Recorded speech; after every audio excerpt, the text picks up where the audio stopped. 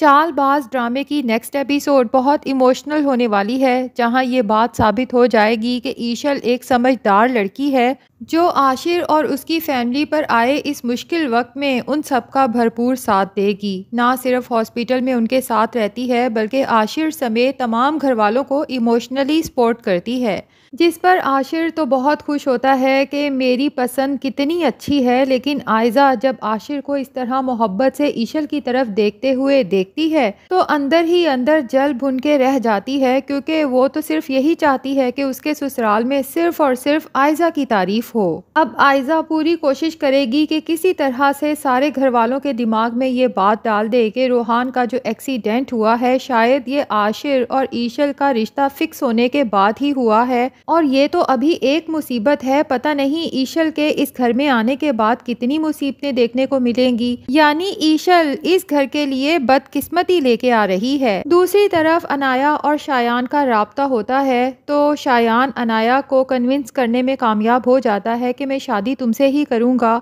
लेकिन उससे पहले मैं एक बार तुमसे मिलना चाहता हूँ। शायान जो खेल खेलने वाला है, इसके बाद अनाया को ये समझ तो आ जाएगी कि आयज़ा शायान से मिलने से अनाया को ठीक रोकती थी, लेकिन अफसोस के तब तक बहुत देर हो चुकी होगी। जबकि दूसरी तरफ अनाया के बाप को भी अब कुछ न कुछ शक होने लगा है कि घर में कोई ना कोई खिचड़ी तो ऐसी ज़रूर बन रही है जो मुझसे पोशीदा रखी जा रही है।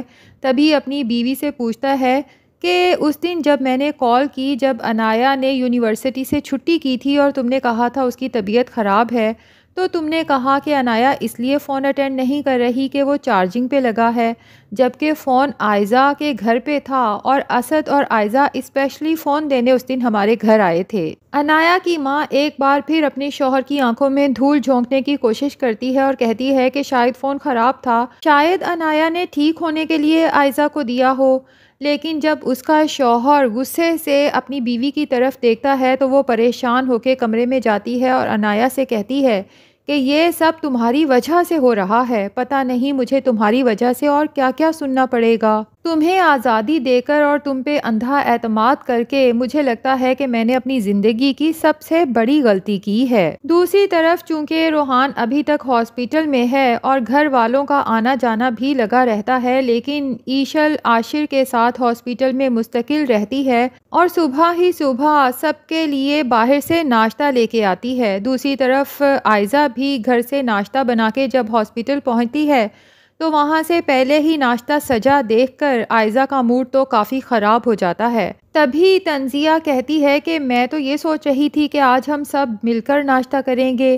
तो आशिर कहता है कि भाभी हमने तो नाश्ता कर लिया। ईशल भांप लेती है कि आयज़ा का मूड कुछ ख़राब लग रहा है, तभी खुशगवार लहजे में पूछती है कि आप हलवा पूड़ी का नाश्ता करेंगी। तो आयज़ा फ़ौरन इनकार कर देती है, जिस पर ईशल कहती है कि असद भाई तो हलवा पूड़ी खाएंगे। तो इससे पहले कि असद कोई जवाब दे, आयज़ा ही गुस्से से कहती है कि असद भी नहीं खाएंगे।